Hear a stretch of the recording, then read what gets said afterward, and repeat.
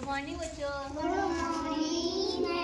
कैसे हो आप सब? अच्छे हैं। अच्छा, तो आज मैं आपके लिए एक बहुत अच्छी सी कहानी लेकर आई हूँ और उस कहानी से आपको एक बहुत अच्छी सीख भी मिलेगी। ठीक है, तो आप उस कहानी को सुनने के लिए तैयार हैं? तैयार। और ध्यान से सुनना, मैं आपको बाद में क्वेश्चन भी करूँगी। ठीक है, तो एक समय की बात है, एक कबूतर था और एक चींटी थी। और वो कबूतर था ना, वो पेड़ पर बैठा था। तो मतलब उस पेड़ के नीचे एक नदी भी थी। तो उस कबूतर की निगाह उस नदी की तरफ जाती है। तो वहाँ पर वो देखता है कि एक चींटी थी जो कि पानी में डूब रही थी।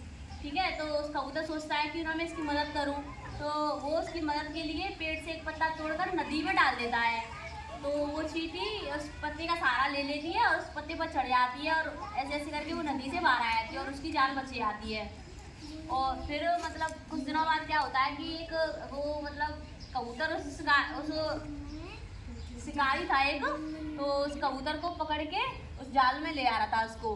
तो वहीं से चींटी आ रही थी। तो चींटी देखती है उसको, शिकारी को, उस कबूतर को ले आते हुए। तो उसको वो देखती है, उसको याद आता है कि तो वही कबूतर है जिसने पहले मेरी मदद की थी। तो वो चींटी सोचती है कि मुझे भी इसकी मदद करनी चाहिए। ठीक है, तो वो क्या करती है, उस शिकारी के पैर को काट लेती है, जिससे शिकारी के हाथ से वो जाल छूट जाता है।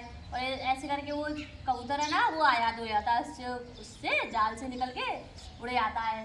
तो ऐसे ही वो दोनों एक दूसरे की मदद करते हैं और एक दूसरे की रक्षा करते हैं और एक दूसरे को बचा भी लेते हैं। ठीक है, तो आप मुझे बताओ इस कहानी से हमें क्या सीख मिलती है? सबकी मदद करनी चाहिए। सबकी मदद करनी चाहिए और मित्रता को निभाना चाहिए। कभी एक दूसरे के साथ छल कपट नहीं करना चाहिए और हमें एक दूसरे का साथ देना चाहिए और हमें मित्रता निभानी चाहिए। ठीक है, अच्छी लगी आपको कहानी? एक बार क्लैपिंग करेंगे सभी के लिए।